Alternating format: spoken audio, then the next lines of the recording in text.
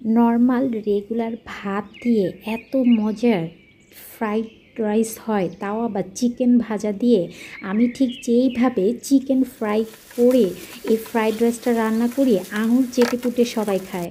আর এইভাবে খুব সহজেই আপনারা বাসায় করে ফেলতে পারবেন যদি আপনাদের এক্সট্রা ভাত রান্না থাকে। খুব সহজেই পুরো ভিডিওটা আমার সাথেই থাকবেন। বিসমিল্লাহির রহমানির রহিম। হ্যালো এভরিওয়ান, আসসালামু আলাইকুম।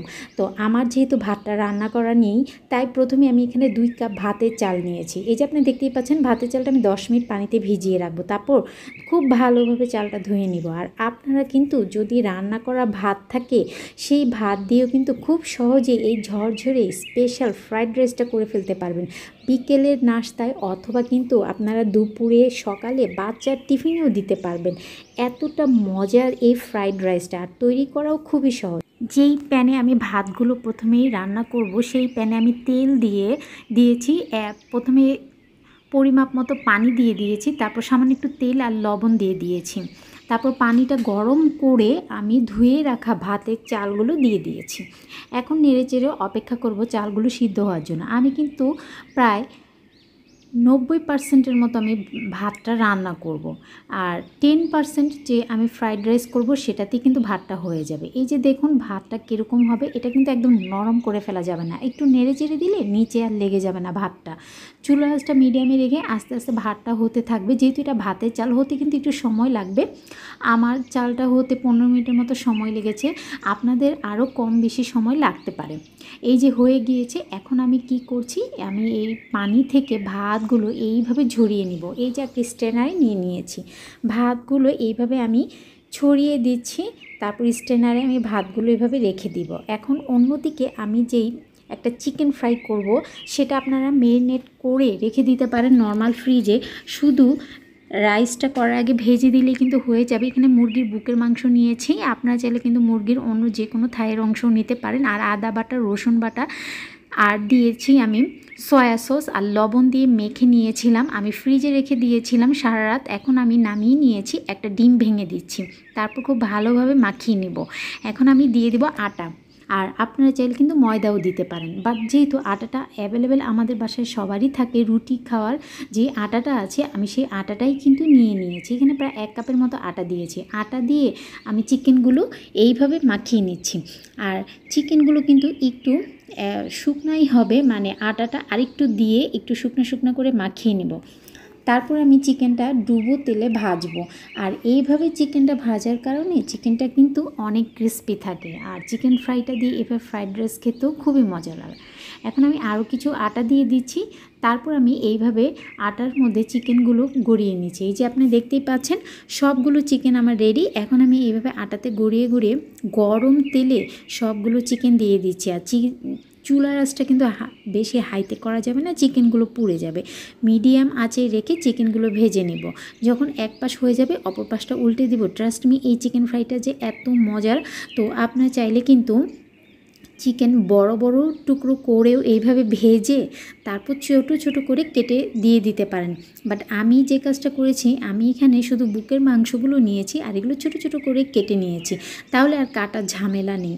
এখন আমি চিকেনগুলো ক্রিস্পি করে ভেজে নিয়েছি। এখন চিকেনটা একটা সাইডে রেখে দিব, রেখে আমি অন্যদিকে চলে যাব রাইসটা করতে। রাইসের প্রিপারেশনের জন্য একটা বাটিতে আমি প্রথমে 2টা ডিম ভেঙে নিচ্ছি, আর ডিমে আমি সামান্য একটু গোলমরিচের গুঁড়া আর লবণ দিয়ে দিচ্ছি।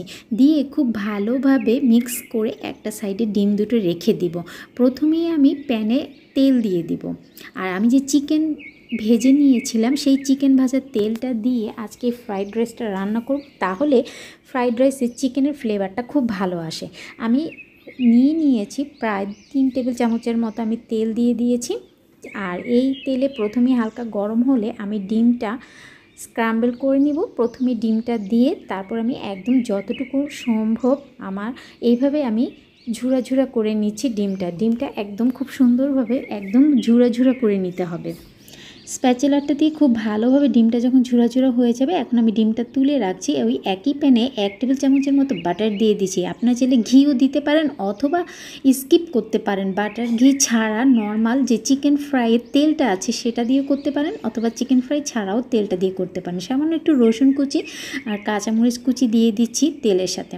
আমি বাটারটা দিয়েছি, খুব সুন্দর একটা ফ্লেভার আসে।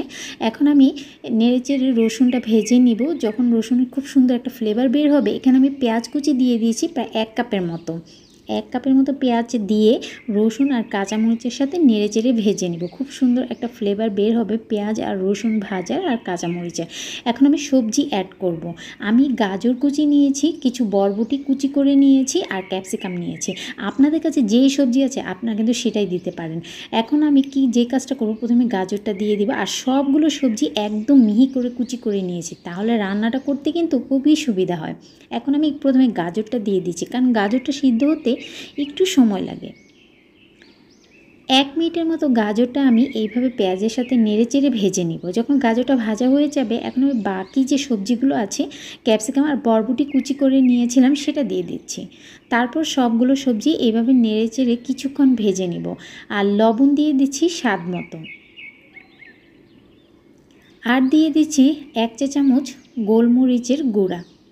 দিয়ে খুব ভালোভাবে আমি এটা নেড়েচেড়ে মিক্স করে নিচ্ছি। আর অবশ্যই চুলার আঁচটা হাইতে করে রান্না করতে হবে। যে কোনো চাইনিজ খাবার কিন্তু চুলার আঁচটা হাইতে করেই রান্না করতে হয়, তাহলে আপনার কালারটা খুব সুন্দর থাকে সবজির আর খুব দ্রুত সিদ্ধ হয়ে যায়। আর এটা খেতে এতটা মজার, খুব বেশিক্ষণ কিন্তু এটা ভাজবো না, হাইতে করে 1 থেকে 2 মিনিটের মতো ভেজে নেওয়া হয়ে গেলেই আমি 2 টেবিল চামচ সয়া সস দিয়ে দিচ্ছি। আর সয়া সসটা অবশ্যই দিবেন। আর দিয়ে দিব আমি 2 টেবিল চামচের মতো টমেটো সস। টমেটোর সস আর সয়া সস এখন আমি সবজির সাথে খুব দ্রুত এইভাবে নেড়েচেড়ে মিক্স করে নিব। আমার কিন্তু হয়ে গিয়েছে। সবজিটা যেহেতু আমি একদম মিহি করে কুচি করে নিয়েছি, এটা 1 থেকে 2 মিনিটের মধ্যেই সিদ্ধ হয়ে যায়। এখন আমি যে ডিমটা স্ক্র্যাম্বল করে রেখেছি, ডিম আর চিকেন ফ্রাই ভাজাটা দিয়ে দিয়েছি। বাস দিয়েই সাথে সাথে আমি আগের থেকে যে ভাতটা আমি রান্না করে নিয়েছিলাম, এই যে ভাতটা দিয়ে দিচ্ছি। আর আমি কিন্তু ভাতটা একদম ঠান্ডা করে নিইনি, এই ভাতটা হালকা কুসুম গরম আছে। তারপরও দেখুন কতটা সুন্দর আর একদম ঝরঝরা।